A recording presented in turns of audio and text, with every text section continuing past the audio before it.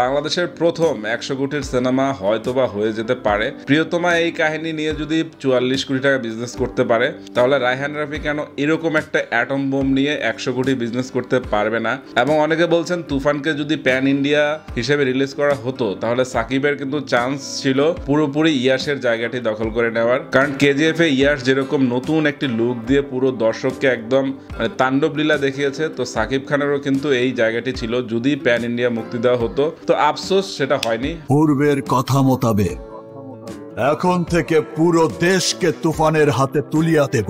পূর্বের কথা মোতাবেক এখন থেকে পুরো দেশকে তুফানের হাতে তুলিয়া দেব।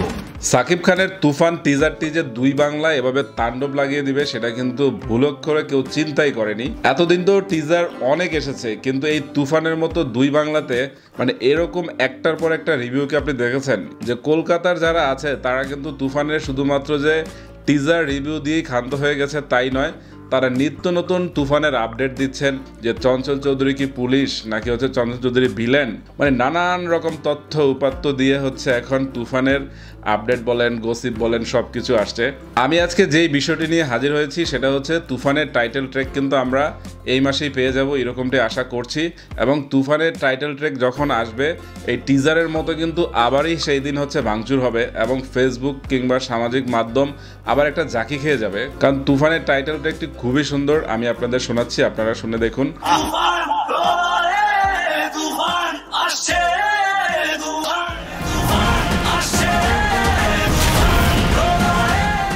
সাকিব খানের দুটো ছবি নিয়ে আমি প্রচন্ড আশাবাদী ছিলাম, একটি হচ্ছে দরদ, একটি হচ্ছে তুফান। তো তুফানের যে টিজার এত ভয়ঙ্কর লেভেলের হবে সেটা কিন্তু ঘুণাক্ষরে বাংলাদেশেরও কেউ চিন্তা করেনি।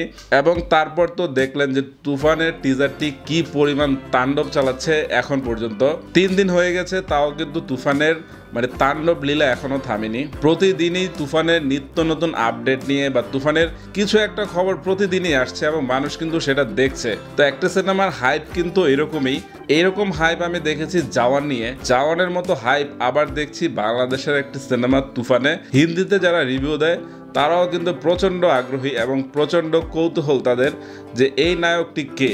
তো সাকিব খানের ক্রেজ এখন অন্য লেভেলে চলে গেছে, একদমই অন্য লেভেলে চলে গেছে। এবং আরো একটি বিষয় কিন্তু উঠে আসছে যে চঞ্চল চৌধুরী এখানে কোন ক্যারেক্টারে থাকবে সেটা নিয়ে একটি ধোঁয়াশা তৈরি হয়েছে। চঞ্চল কি এই সিনেমাতে ভিলেনই থাকবে নাকি হচ্ছে সে পুলিশ চরিত্রে থাকবে, যে কিনা সাকিবকে পুরো ছবিতে ধাওয়ার উপরে রাখবে। চোর পুলিশ খেলাটি খুব জমে উঠবে এরকমই মনে হচ্ছে। এবং চঞ্চল চৌধুরী যেখানে বসে ডায়লগটি দেয় সেখানের পুরো এনভায়রনমেন্টটি বা পরিবেশটি কিন্তু একটি পুলিশ স্টেশনের মতো লাগছে। তো যাই হোক, দেখা যাক না রায়হান রাফির মাথায় কি আছে, সেটা তো রায়হান রাফি জানে। এবং রায়হান রাফি কি চমক রেখেছেন সেটা আমরা সিনেমাতেই দেখতে চাই। তো এই ছিল আমার বলার মতো। তো ধন্যবাদ, সবাই পাশে থাকুন।